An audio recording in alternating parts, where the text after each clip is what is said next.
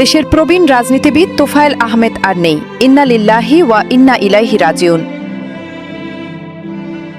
৬৯-এর গণ অভ্যুত্থান ও মহান মুক্তিযুদ্ধের অন্যতম এই সংগঠক সোমবার বেলা ৩:৩০টায় রাজধানীর স্কয়ার হাসপাতালে চিকিৎসাধীন অবস্থায় মারা যান। তার বয়স হয়েছিল ৮২ বছর। তার পরিবারের একাধিক সূত্র মৃত্যুর খবরটি জানিয়েছেন। তোফায়েল আহমেদের জামাতা ডাক্তার তহিদুজ্জামান তুহিন গতকাল বিকেল ৪টায় বলেন, তোফায়েল আহমেদ চিকিৎসাধীন অবস্থায় হাসপাতালে ইন্তেকাল করেছেন। পরিবারের সদস্য ও ঘনিষ্ঠজনেরা জানান, দীর্ঘদিন ধরে বার্ধক্যজনিত নানা জটিলতায় ভুগছিলেন তোফায়েল আহমেদ। মৃত্যুকালে তিনি এক মেয়ে সহ অসংখ্য শুভানুধ্যায়ী রেখে গেছেন। স্কয়ার হাসপাতাল কর্তৃপক্ষ এক প্রেস বিজ্ঞপ্তিতে জানায়, গত ২৪ সেপ্টেম্বর তোফায়েল আহমেদ নিউমোনিয়াজনিত শ্বাসকষ্ট, হৃদরোগ ও শারীরিক দুর্বলতা নিয়ে হাসপাতালে ভর্তি হন। ১৯৫৮ সাল থেকে আমি তোফায়েলকে চিনি। গণ অভ্যুত্থানের নায়ক, স্বাধীনতা যুদ্ধের সংগঠক, এদেশের গণতান্ত্রিক আন্দোলনের প্রথম সারির নেতা। তোফায়েল আহমেদ ১৯৪৩ সালের ২২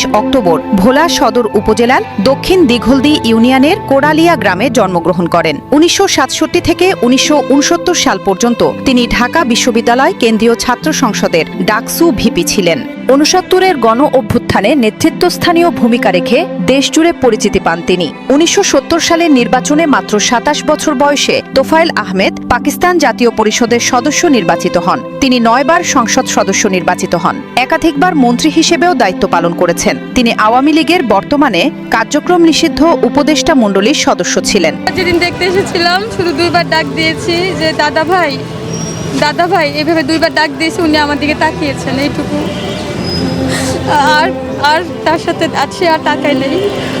দল মত নির্বিশেষে সারা বাংলাদেশের মানুষের জন্য সে নিবেদিত প্রাণ ছিল। পরিবারের পক্ষ থেকে জানানো হয়েছে, বাদ মাগরিব ধানমন্ডির তাকওয়া মসজিদ প্রাঙ্গণে তোফায়েল আহমেদের প্রথম জানাজা অনুষ্ঠিত হয়েছে।